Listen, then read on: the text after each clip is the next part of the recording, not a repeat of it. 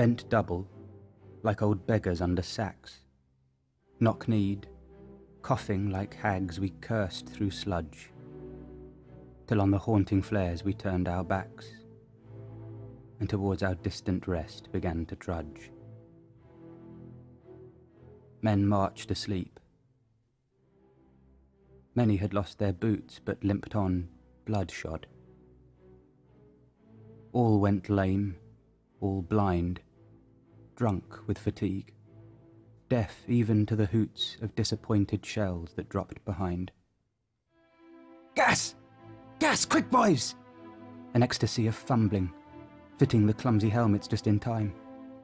But someone still was yelling out and stumbling and floundering like a man in fire or lime.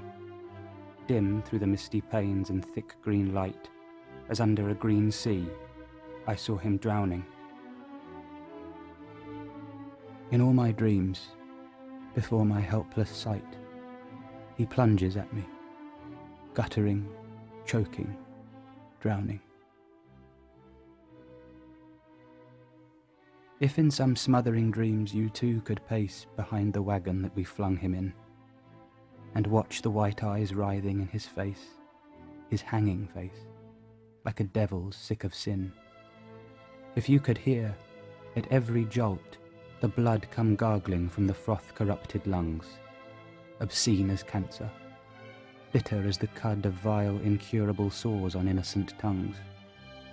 My friend, you would not tell with such high zest to children ardent for some desperate glory. The old lie, dulce et decorum est, pro patria mori.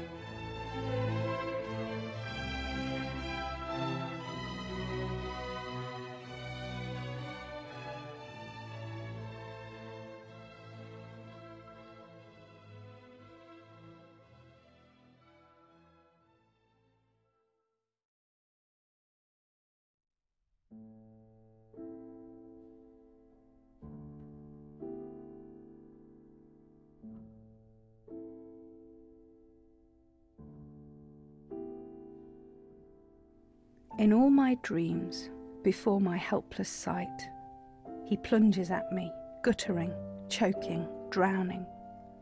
If poetry could tell it backwards, true, begin. That moment shrapnel scythed you to the stinking mud, but you get up, amazed, watch bled bad blood run upwards from the slime into its wounds.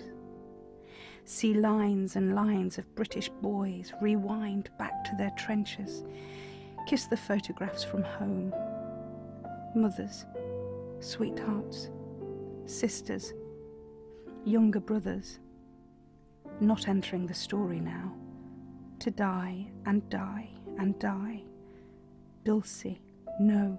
Decorum, no. Pro patria mori. You walk away. You walk away, drop your gun, fixed bayonet, like all your mates do too. Harry, Tommy, Wilfred, Edward, Bert, and light a cigarette. There's coffee in the square, warm French bread, and all those thousands dead, are shaking dried mud from their hair and queuing up for home, freshly alive. A lad plays Tipperary to the crowd, released from history, the glistening healthy horses fit for heroes, kings.